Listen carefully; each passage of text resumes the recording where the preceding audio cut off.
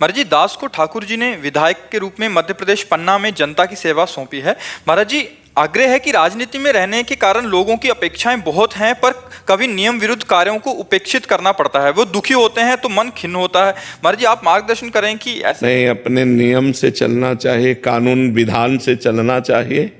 अगर कोई दुखी होता है तो उसमें आपका कोई दोष नहीं, कानून विधान है उसके। जो आपके लिए विधायक पद में कानून है, जितना आप समाज सेवा का अधिकार रखते हैं और जैसे समाज सेवा का अधिकार पूरा होता है वो सब आपको पता है, तो वो आप कीजिए। उस आपके विधान के विपरीत अगर कोई चाहता है आपसे और आप नहीं करते हैं, वो दुखी होता है, तो वो उसकी मनोमालिन्यता है, उसकी बुद्धि है ऐसी, आपके द्वारा उसको दुख नहीं दिया गया है, इसलिए आप उसके किंचन मात्र भी दोषी नहीं माने जाएंगे।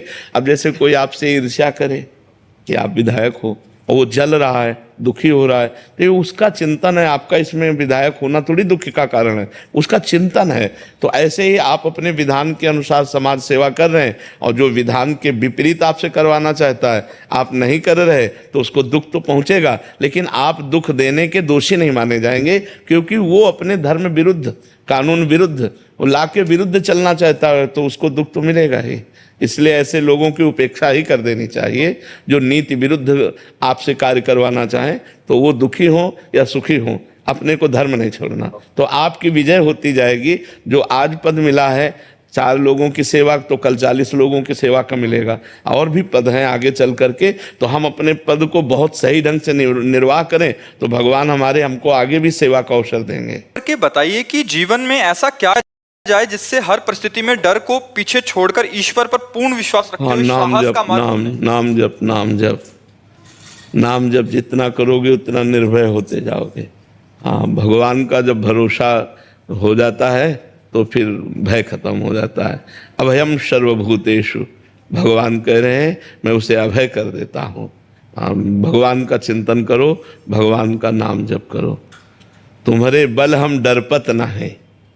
जब भगवान का बल जागृत हो जाता है तो तुम्हारे बल हम निर्भय हो जाता है जीव। समस्त भयों का नाश हो जाता है भगवान के नाम जप से। तो नाम जप करो, हरि स्मृति सर्व विपद विमोक्षणम। भगवान की याद, भगवान का चिंतन सब विपत्तियों से, सब भयों से, सब दुखों से बचा लेता है। इसलिए नाम संकीर्तन करो, भगवान का नाम जप करो, भगवान की लीला कथा सुनो, उसी से निर्भय होता है जीव। नहीं तो हमसे कुछ गलतियां हो जाती हैं, कुछ पाप हो जाते हैं जो हमारे हृदय को भयभीत करते हैं। और कोई नहीं भयभीत करता, हमारे आचरण ही हमको भयभीत करते हैं। यदि आप कहीं गलत हैं, आप कहीं कमज़ोर हैं, कोई गलती है, तो बिना किसी के भय दिए आप भयभीत रहेंगे। और आप निष्पाप हैं, निर्भय हैं, तो आप देखिएगा आपका हृदय एकदम प्रफुल्लित रहे। हमने कोई गलती नहीं की, चाहे जितना बड़ा कोई विरोधी खड़ा हो जाए, आप परास्त नहीं होंगे, क्योंकि आपको रहेगा मैंने कोई गलती नहीं। और अगर अपने में कोई गलती है तो बिना किसी विरोधी के भी हम डरते रहेंगे कि यार मतलब कहीं, वो अंदर अंदर डरता रहता है। तो हम गलत ना करें, अगर गलती हो भी गई है तो आज से नियम लेके हम गलत ना करें और नाम जप करें, तो हमारे अंदर का डर खत्म हो जाएगा। भगवान सब रक्षा करते हैं। महाराज जी, मेरे मन में धन और प्रतिष्ठा पाने की प्रबल इच्छा तो है, लेकिन उस धन से मिलने वाले भोगों में अब कोई आकर्षण नहीं लगता। ये अवस्था क्यों हो रही है? क्या ये नाम जप का प्रभाव है या मन की कोई भ्रांति है? नाम जप का प्रभाव है। नाम जप और बढ़ाइए तो ये धन और प्रतिष्ठा की चाह भी मिट जाएगी। ये अच्छी नहीं है, ये जहर है, बहुत घटिया बात है, बहुत घटिया बात। धन की इच्छा बढ़ जाए तो राक्षसी प्रवृत्ति आ जाए, चोरी करना, हिंसा करना, लूटपाट करना, बेईमानी से सब में उतर जाए। और प्रतिष्ठा की बात आ जाए तो हिंसा हो जाए कि बात प्रतिष्ठा की, मान सम्मान के आगे बोले मार। तो ये दोनों बातें घटिया बात है। सम्मानम कल्याति घोर गरलम नीचापमानम सुधा, श्री राधा मुरली धरो भज सखे वृंदावन माते। हे मित्र, सम्मान को विष समझो और अपमान को अमृत समझो। नीच पुरुषों द्वारा किए हुए अपमान को अमृत समझो और राधा माधव का भजन करो, इसी में शांति है। महाराज जी, जो इसके भोग है उसमें मेरा कोई आकर्षण नहीं होता, इससे मिलने वाली जो सुविधाएं हैं उनमें कोई आकर्षण नहीं होता। अभी समझ नहीं पा रहे हो आप अंदर की बात को, और आप कह गए कि मुझे भोगों में आसक्ति नहीं। जब भोगों में आसक्ति नहीं होगी तो रुपया बाहर लगने लगेगा। तो कहीं ना कहीं रुपये में जो प्रीति है वो भोगों में प्रीति कहलाती है, क्योंकि रुपये से भोग मिलता है। रुपया ना खा सकते हैं, ना सूंघ सकते हैं, ना उसको ओढ़ सकते हैं, ना बिछा सकते हैं। काम में केवल भोगों के ही तो आता है। तो अंदर कहीं भोगासक्ति है जो रुपए में प्रेम करवाती है, अंदर कहीं देहासक्ति है जो मान सम्मान में हमारी प्रीति कराती है। तो हमें और भजन करना चाहिए और धीरे धीरे शांत हो जाएंगे। अच्छा, जैसे 2000 का नोट बंद हो गया है, अब 2000 की आपको एक अटैची दी जाए तो आप लोगे? क्यों? क्योंकि उससे भोग नहीं मिलते। लेकिन 500 की अटैची तो ले लोगे ना क्योंकि उससे भोग मिलते हैं तो मूल तो भोगासक्ति हुई ना, मूल तो उससे मिलता है भोग, इसीलिए तो हमें रुपया प्रिय है। नहीं तो 2000 भी तो रुपया है, वो नहीं रखोगे क्योंकि उससे भोग मिलते नहीं है। तो ये बात समझ ला है जी। महाराज जी, गीता जी नित्य पढ़ रहा हूँ, कुछ समय से जितनी बार भी पढ़ें लगता है और अध्ययन करो थोड़ा सा पहले से बेहतर ज्ञान प्राप्त हो जाएगा। हाँ, कई बार। निष्कर्ष समझ आया कि कर्म कर, फल का त्याग कर। महाराज जी, एक सवाल मन में आता है कि हर जीव के कर्म की गतिविधियां भी प्रभु ने पहले ही निर्धारित कर दी हैं, जैसे किसके जीवन में भक्ति भाव, दान धर्म, पुण्य कर्म, वैभव। नहीं नहीं नहीं, एक गलत सोच है।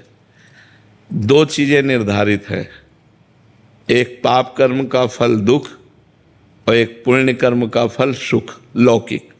बस इसे ही प्रारब्ध कहते हैं जो निर्धारित है।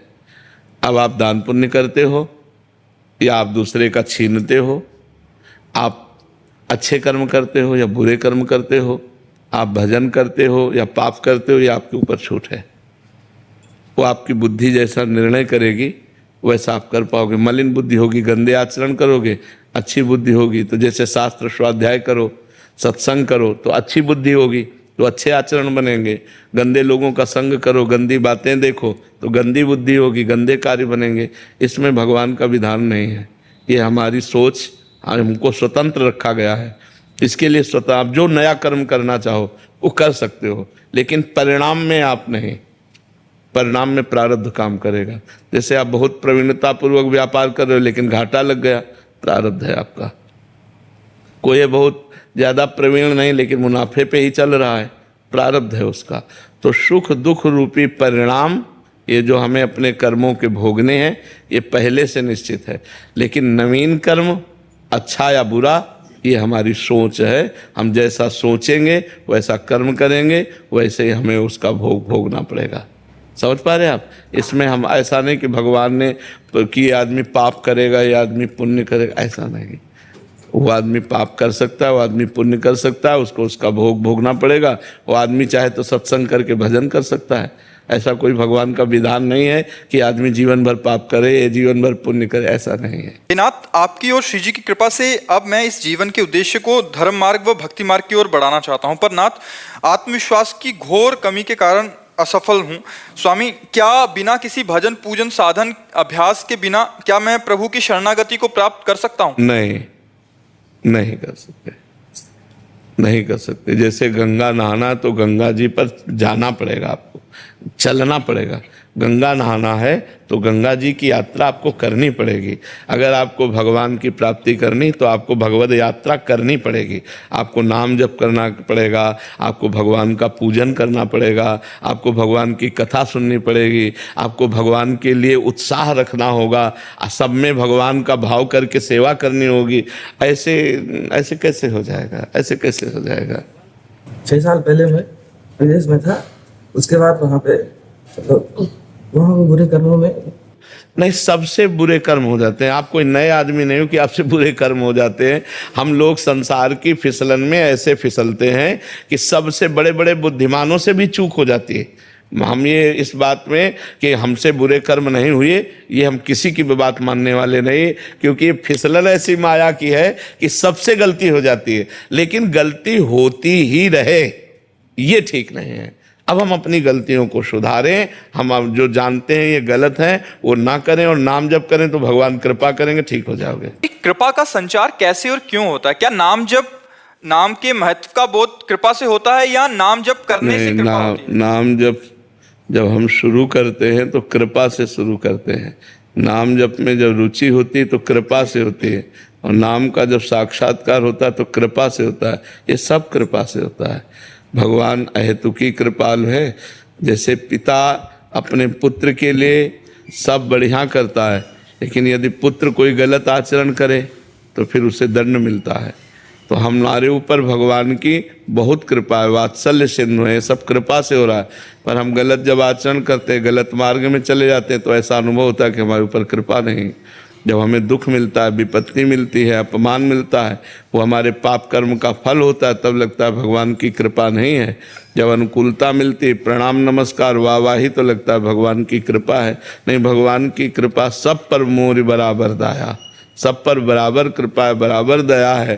पर हम लोग भगवान की कृपा से वंचित इसलिए रह जाते हैं कि उनके विरुद्ध आचरण कर देते हैं। भगवान की आज्ञा ही शास्त्र है और भगवान के मुख ही संत जन हैं। तो संतों की आज्ञा और शास्त्र की आज्ञा एक ही है। जो भगवान की आज्ञा के विरुद्ध चलता है वो कृपा का अनुभव नहीं कर पाता। कृपा तो सब पर भगवान की है। बिना कृष्ण कृपा के कोई कृष्ण नहीं बोल सकता, बिना राधा कृपा के कोई राधा नहीं बोल सकता। तो यदि हम राधा राधा जप रहे हैं, कृष्ण कृष्ण जप रहे हैं, तुम्हारे ऊपर भगवान की बहुत कृपा है, ऐसा मानना चाहिए। महाराज जी, किसी भी ईश्वर के धाम पे अगर भक्तों की सेवा करने का मौका मिले या भजन कीर्तन का अवसर मिले तो हमें क्या करना चाहिए? दोनों में क्या श्रेष्ठ है, भजन कीर्तन या भक्तों की सेवा? भजन कीर्तन करते हुए भक्त सेवा। हम अंदर राधा राधा जप रहे हैं, भक्त सेवा करें, इसमें क्या परेशानी है? राधा राधा अंदर जप रहे हैं, भक्त सेवा भी अनिवार्य है और भगवत सुमिरन भी अनिवार्य है, और दोनों एक साथ करना चाहिए। सुमिरन करते हुए भक्त सेवा करनी चाहिए। मान लो कुछ कीर्तन में बैठे हैं तो कुछ कीर्तन में बैठने वालों को पवाने की व्यवस्था में लगे हुए हैं, उनको खवाना है, पियाना है, आए हुए तीर्थ में भक्तों का स्वागत करना है, तो हम उत्साहपूर्वक अंदर नाम जप करते हुए और उनका सेवा करें। भक्त सेवा का त्याग करके हम भजन कीर्तन सुन रहे हैं तो उस नहीं, या हम भजन छोड़ करके ऐसे शरीर से सेवा में केवल लगे, वो भी ठीक नहीं। दोनों बातें होनी चाहिए।